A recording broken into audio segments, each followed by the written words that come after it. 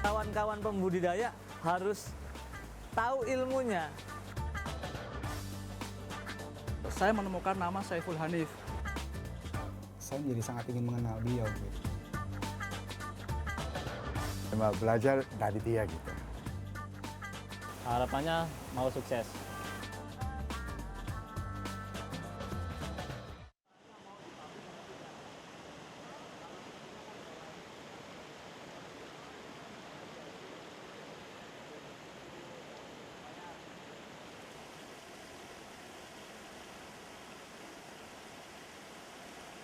Mengapa saya langsung berbudidaya sidat? Yang pertama sebetulnya low rice, kemudian profitnya bagus ya. Kalau saya sampaikan high profit berlebihan. Jadi low rice risiko rendah, kemudian profitable-nya luar biasa. Jujur saja awalnya saya sungkan untuk memberikan pelatihan karena ongkos belajar saya dari tidak tahu menjadi tahu itu luar biasa. Saya berangkat dari babak belur karena benihnya, alat tangkapnya menggunakan setrum dan lain sebagainya, tidak tumbuh malah semakin kurus. Luar biasa ongkos belajar saya. Tetapi pada suatu titik saya juga tidak memperoleh apa-apa ketika saya tidak berbagi. Akhirnya saya coba berbagi ilmu lewat pelatihan-pelatihan yang diselenggarakan. Sudah banyak, mungkin 80 orang sudah mengikuti pelatihan. Dan salah satunya adalah Pak Waluyo yang mengembangkan usaha budidaya dari glass eel sampai dengan ukuran elver, kurang lebih sampai dengan ukuran 5 graman. Nah, ya saya selalu membangun kandang cacing dulu sebelum tempat kegiatan budidaya sidatnya. Media yang kita, ya, serbuk gergaji. Saya sebelumnya bekerja di perusahaan asing, di perusahaan water treatment sebagai operation manager. Tapi setelah beberapa hari belakang ini saya memutuskan untuk resign dari perusahaan untuk menekuni bisnis budidaya ikan sidat. Terus saya cari-cari referensi tentang sidat, semakin saya pelajari, semakin saya baca, semakin saya cari-cari tentang sidat, itu semakin menarik. Terus di internet saya menemukan nama Saiful Hanif.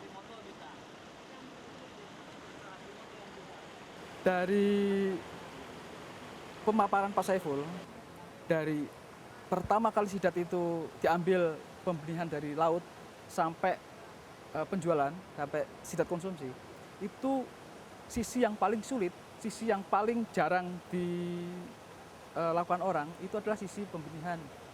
Maksudnya bukan pembenihan, pendederan. Karena sidat itu tidak bisa dipijahkan. Sidat itu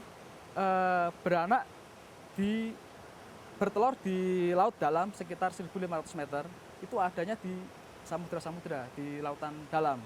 Ya, setelah dia beranak, dia bertelur, baru nanti bayi-bayi sidat itu keluar, itu berada ngumpul di sekitar muara sungai.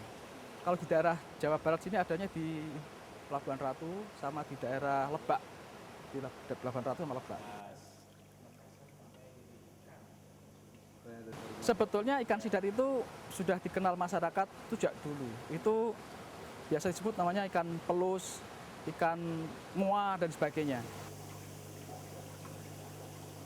Kalau pembesaran itu cukup ditaruh di kolam, diberi pakan, asal itu dirawat dengan baik, kolamnya itu mudah. Tapi kalau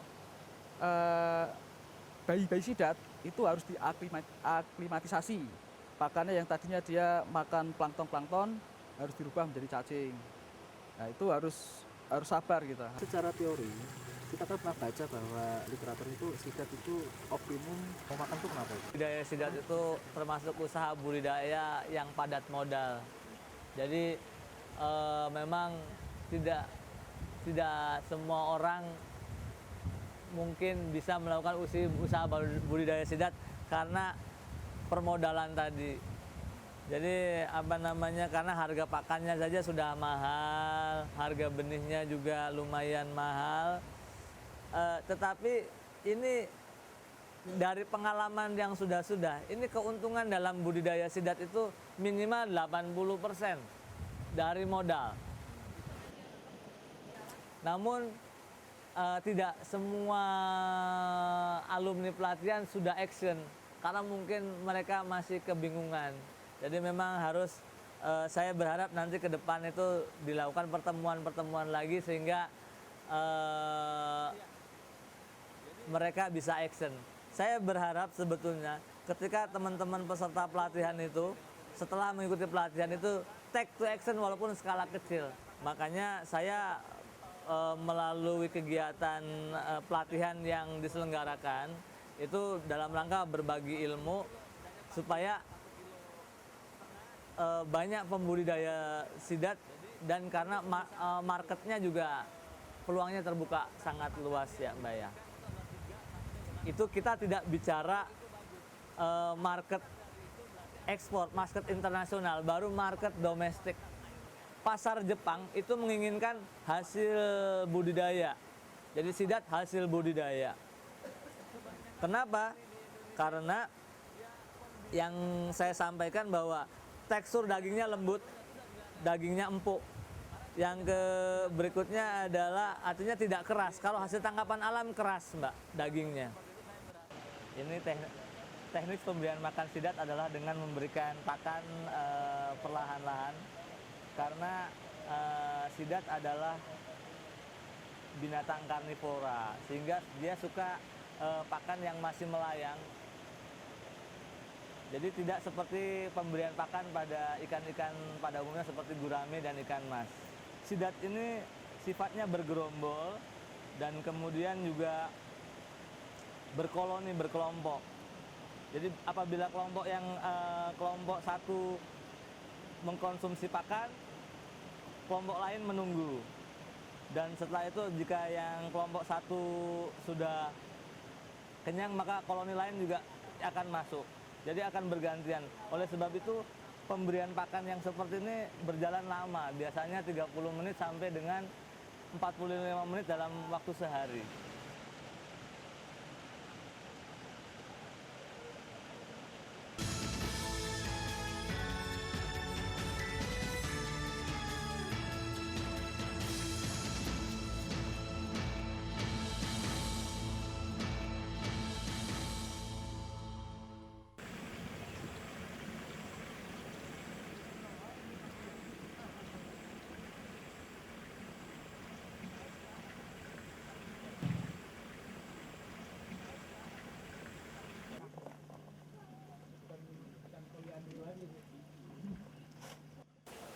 Saya ikut dari Paipung 2009.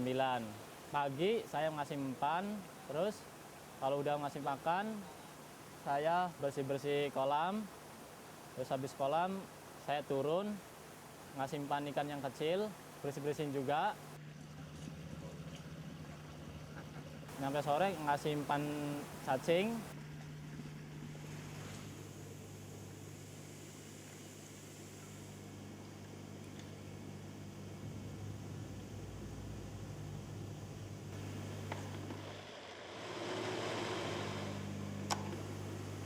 Diamkan aja 15 menit biar nggak cepet larut, biar ngikat aromanya. Beliau ini saya pandang orangnya itu perfect ya untuk dalam segi berbagai hal. Jadi selalu main logika gitu kan. Mindsetnya terbentuk, misalkan kalau dia ini akan menciptakan budidaya sidat, maka dia menciptakan dulu apa yang dibutuhkan oleh sidat. Gitu. Nah itu pun jadi ilmu bagi saya. Saya kan juga bergerak di perikanan dan pertanian gitu ya. Hal-hal itu kayaknya menjadi sebuah mindset bagi saya juga gitu kan. Jadi inspirasi lah bagi saya. Ikan kan kalau tidur kan seperti di situ jadi masuk ya. Iya, ikan kan kalau Oh iya ini benar. tidur kan ada di dalam sini. Terus ada yang putih ya. Emang namanya juga gasil. Kayaknya udah 12 menit nih. Iya, makanya saya siap di Keburu mateng nih jusnya nih. Nggak perlu pakai gula kan? Oh, enggak.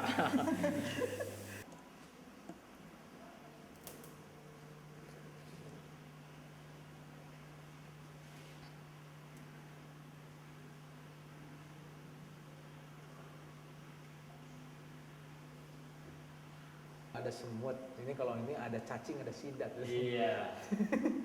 Tuh Iya. kan. Saya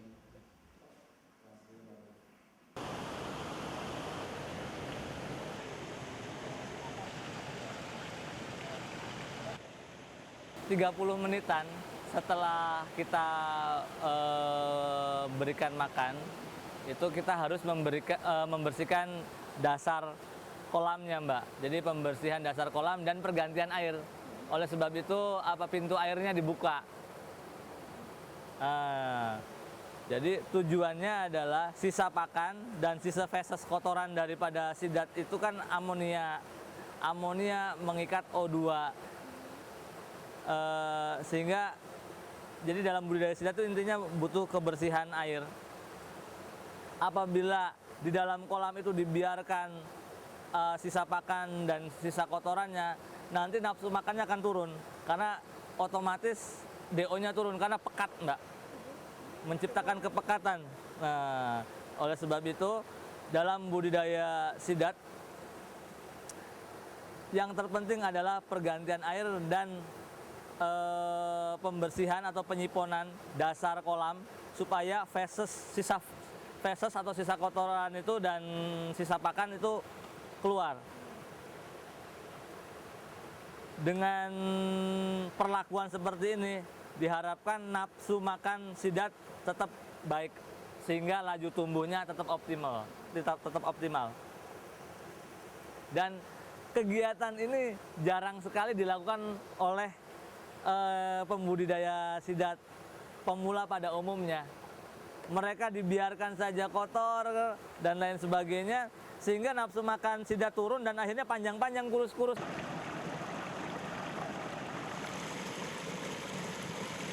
Ukuran yang kita lihat ini adalah ukuran kurang lebih 100 gram sampai 150 graman. Nah, ini kurang lebih 2 bulan ke depan ini sudah bisa panen.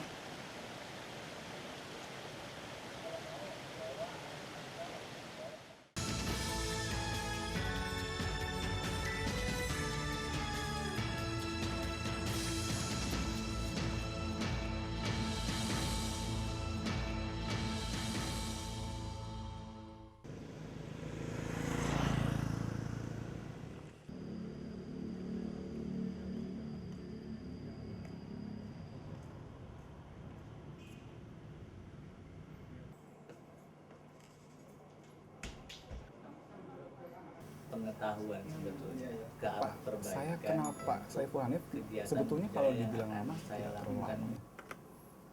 Cuma saya tuh tertarik ketika mendengar ada seseorang yang tidak berlatar belakang perikanan, kemudian saya dengar menjadi selebritis, tanda petik selebritis ya, di dalam perikanan sidat. Saya menjadi sangat ingin mengenal beliau gitu.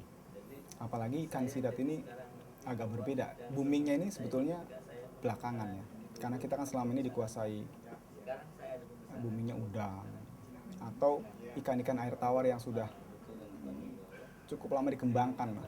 Sepertinya ada zat tertentu yang membuat pakan tersebut tidak mudah hancur larut di dalam air. Jawa Timur, Indonesia. Jawa Timur, Jawa Tengah, Jawa Barat. Kalau selatan Sumatera,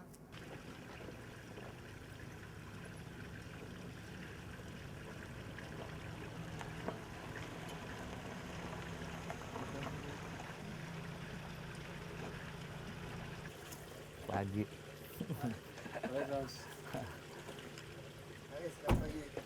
Pagi.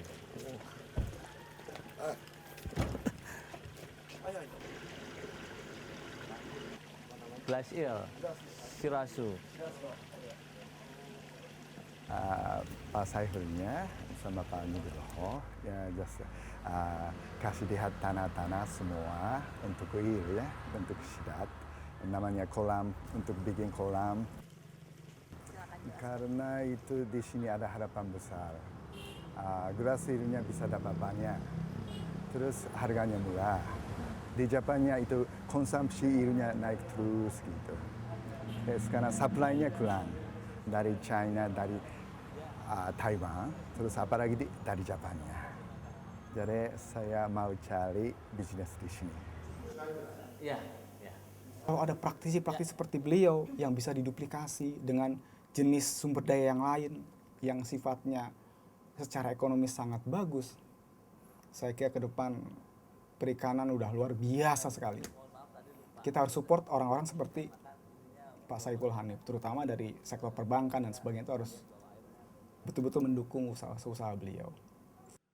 Terlalu profesional. Iya, jadi saya mau kerja sama dia. Ya, saya mau belajar dari dia gitu. Saya juga kasih teknik-teknik saya mau supply sama dia.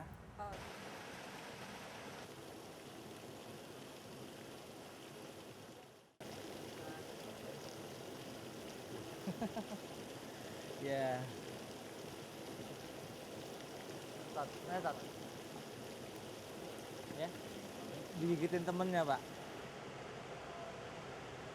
Nah, cuma saat ini kekurangan material untuk diolah menjadi kabayaki karena pembudidaya sidat belum banyak. Kegiatan ini didukung oleh Kementerian Kelautan dan Perikanan seperti itu. Kawan-kawan, makan!